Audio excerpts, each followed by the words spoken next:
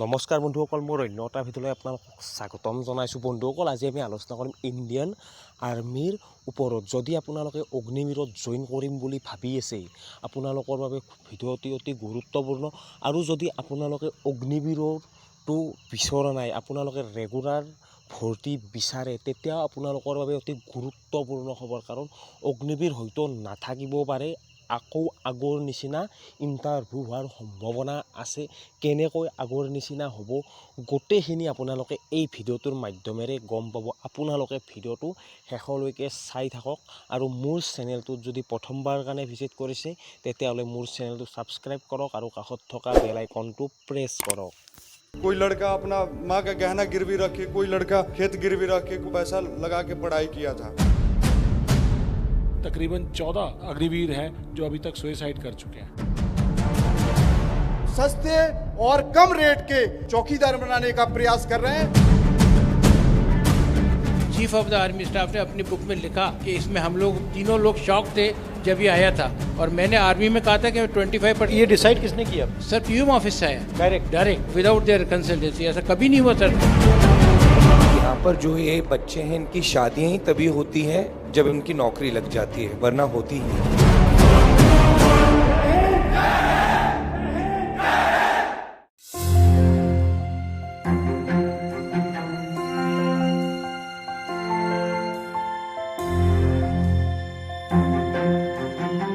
मैं आपकी बात सुनने आया हूं, तो आप अपनी बात रखिए, कोई सवाल हो वो पूछिए, मगर जो आप कहना चाहते हैं कहिए। हमारे यहाँ क्या है, क्रेज है आर्मी का, तो मैंने भी यही ट्राई किया, तो मेरा सारा प्रोसेस हो चुका था। आगे जाके इन्होंने अग्निपथ योजना लगाई और सारा कैंसिल कर दिया सर।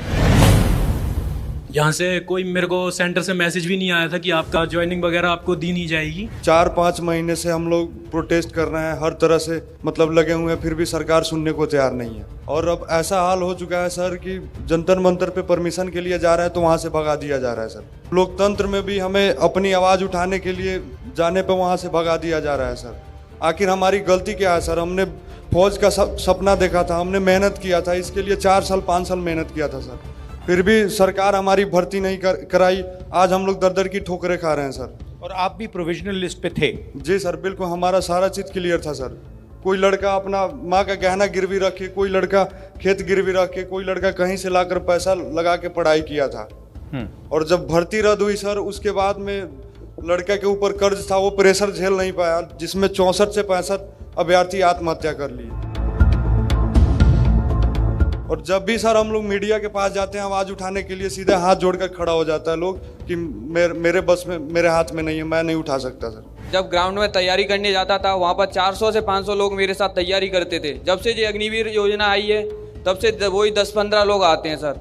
हमें सर जो अग्निवीर बन भी गए हैं, उनकी कोई शादी नहीं कर रहा है सर। अग्निवीर का दर्जा देता है, अग्निवीर की निगाहों से देखता है, ना कि फौजी की तरह नहीं देखता है सर। और सर अभी हमारे साथ के जो थे वो शहीद हुए, उनको शहीद का दर्जा नहीं दिया गया सर। और सर अगर उन्हें 25% में भी रखेंगे तो सर वो अपने खास लोगों को रखेंगे, और हम पिछड़े गरीब लोगों को क्या होगा सर? हमारी तो कोई पहुंच ही नहीं है। ये इस तरह से 4-4 साल के जो अग्निवीर पैदा कर रहे हैं, ये अपनी फैक्ट्रियों में लगाने के लिए सस्ते और कम रेट के चौकीदार बनाने का प्रयास कर रहे हैं। ये देश के साथ खतरा कर रहे हैं महोदय। ये आप स्पष्ट करिए कि जब आपकी सरकार आएगी तो आप अग्निवीर को हटा के जो पुरानी भर्ती प्रक्रिया है उसको लागू करेंगे, और हम सैनिकों के जो आरक्षण हक और अधिकार हैं जो हमें पूर्व में मिलते थे कांग्रेस की सरकार में, वो मिले तो हमारे देश की तरक्की और बेहतर होगा। मेन प्रॉब्लम क्या हुई है, हमारी 2004 के बाद जितनी भी पेंशन योजनाएं थी वो सारी बंद कर दी गई हैं। आर्मी के साथ में CST कैंटीन का जो सुविधाएं मिलती थी वो सारी बंद कर दी गई हैं। CPOज का हर व्यक्ति त्राहिमाम है, परेशान है। सर एक बहुत बड़ी बात यह है कि ये जो अग्निवीर सेलेक्ट किया गया है, इसमें तीनों चीफ की एग्रीमेंट नहीं थी उस समय, क्योंकि वो आर्मी में सर्व कर रहे थे, तब उन्होंने कुछ नहीं कहा। जैसे ही रिटायर हुए, chief of the army staff ने अपनी बुक में लिखा कि इसमें हम लोग तीनों लोग शॉक थे जब ये आया था, और मैंने आर्मी में कहा था कि 25%। तो ये डिसाइड किसने किया? सर पीएम ऑफिस से आया, डायरेक्ट NSA। Yes sir.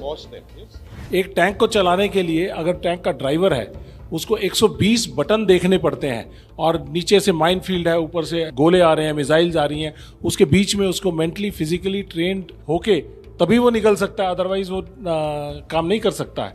और आज हमारे यहाँ पे तकरीबन 14 ऐसे अग्निवीर हैं जो अभी तक सुसाइड कर चुके हैं। तो आर्मी ने ये रियलाइज़ किया कि ये मेंटली एंड फिजिकली रोबस्ट नहीं है, इसलिए उन्होंने कहा कि हमें इनका साइकोलॉजिकल टेस्ट भी करना पड़ेगा। पहली बार ऐसा हुआ।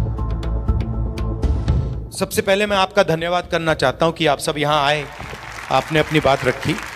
जो 1.5 लाख लोग हैं इनके टच में मैं हूँ। आपके रिप्रेजेंटेटिव्स मेरे पास आए थे, दिल्ली में आए थे, यात्रा में मुझसे मिले, और हमारी कोशिश होगी कि हम आपकी पूरी मदद करें। आपके साथ बिल्कुल गलत किया गया है, अन्याय है, और हम आपके साथ मिलकर या तो कॉम्पनसेशन लेने की कोशिश करेंगे या कोई ना कोई रास्ता आपके लिए निकालने की कोशिश करेंगे।